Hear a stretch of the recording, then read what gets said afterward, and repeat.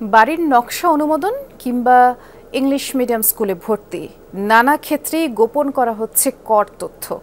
আইনের তোয়াক্কা কেউই করছে না। এর ফলাফল কাঙ্ক্ষিত মাত্রায় রাজস্ব বাড়ছে না। তাই কর ফাঁকি ধরতে উদ্যোগ নিয়েছে এনবিআর। কর ফাঁকির ক্ষেত্রে সরকারি এবং বেসরকারি খাতের দুর্বলতা কিংবা যোগসাজশ অনুসন্ধান করবে নিয়ন্ত্রক এই সংস্থা। একই সাথে রাজস্ব আদায়ের নামে ঘুষ দুর্নীতির আশ্রয় নিলেই ব্যবস্থা নেওয়া হবে। এজন্য বিশেষ সফটওয়্যার চালু করেছে জাতীয় রাজস্ব বোর্ড। চেয়ারম্যান জানিয়েছেন, খাত ভিত্তিক কর ফাঁকি বন্ধ করতে হবে।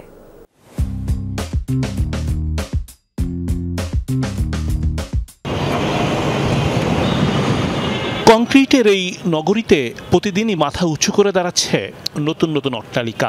দৃষ্টিসীমা জুড়ে শুধু বাড়ি, অফিস কিংবা বাণিজ্যিক ভবন। রাজধানীতে ভবন করার ক্ষেত্রে অনুমোদন দেয় রাজউক। এক্ষেত্রে বাড়ির মালিককে বাধ্যতামূলক দিতে হয় আয়কর রিটার্ন ফাইল। আগে টিআইএন নম্বর দেবার শর্ত ছিল, কিন্তু এনবিআর মনে করে বেশিরভাগ ক্ষেত্রেই মানা হচ্ছে না নিয়ম, সঠিকভাবে যাচাই করছে না রাজধানী উন্নয়ন কর্তৃপক্ষ সহ অন্যান্য বিভাগের এমন সংস্থা। আমাদের আইনে বলা আছে যে রাজউক, সিডিএ, কেডিএ, আরডিএ এই সকল জায়গার কোনো প্ল্যান পাস হইতে গেলে আগে বলা ছিল টিআইএন লাগবে, এখন বলা হচ্ছে না, ট্যাক্স রিটার্ন সাবমিট করতে হবে। বাস্তবতা হলো এই দুটোর একটাও হয় না। তাহলে ঢাকা শহরে যত বাড়িওয়ালা আছে সবাই ট্যাক্স ফাইল থাকার কথা, কিন্তু আমরা বাস্তবে দেখছি যে অনেকেরই ট্যাক্স ফাইল নাই। তার মানে হচ্ছে যে যাদের এই কাজগুলো দেখার কথা তারা এটা ফলো করছে না। অন্যান্য ক্ষেত্রেও টিআইএন ও আয়কর রিটার্ন ফাইল বাধ্যতামূলক করার নিয়ম লঙ্ঘন হচ্ছে। নিয়ম থাকলেও প্রতিষ্ঠানগুলো দিচ্ছে ছাড়, এতে কর ফাঁকি বাড়ছে। এসব ক্ষেত্রে নজরদারি বাড়াবে এনবিআর। ইংলিশ মিডিয়াম স্কুলের প্যারেন্টদের ক্ষেত্রে বলা আছে যে তাদের টিআইএন লাগবে, রিটার্ন সাবমিট করতে হবে।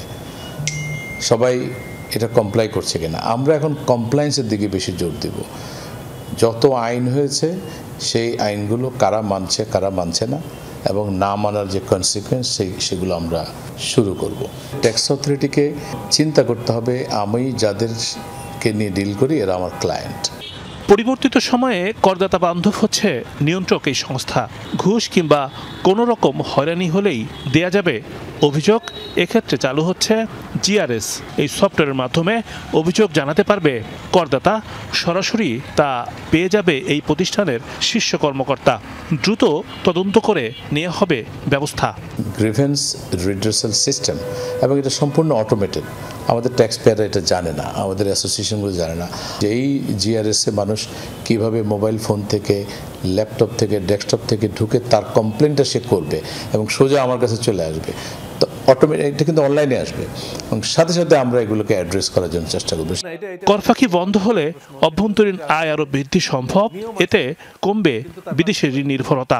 নিয়ম আছে খাতা কলমে, যে যারা বিদেশ যাচ্ছে তারা বিদেশ যাচ্ছে কত টাকা নিয়ে যাচ্ছে, কত ডলার নিয়ে যাচ্ছে, সেই ডলারটা ইনকাম করার তার ক্যাপাসিটি আছে কিনা, তা সেখানে 3 নাম্বার ট্যাক্স ফাইল যদি দেখা উচিত। আমি মনে করি যে এনবিআর এর যোগসাজশে তারা কাগজ না দিয়েও কিন্তু পার পেয়ে যাচ্ছে। কর আদায়ে স্বয়ংক্রিয় ব্যবস্থা চালুর দিকে গুরুত্ব দিচ্ছে এনবিআর। ন্যায্য যে ট্যাক্সটা আছে সেটা আদায় করতে হবে। রিমন রহমান, যমুনা নিউজ, ঢাকা।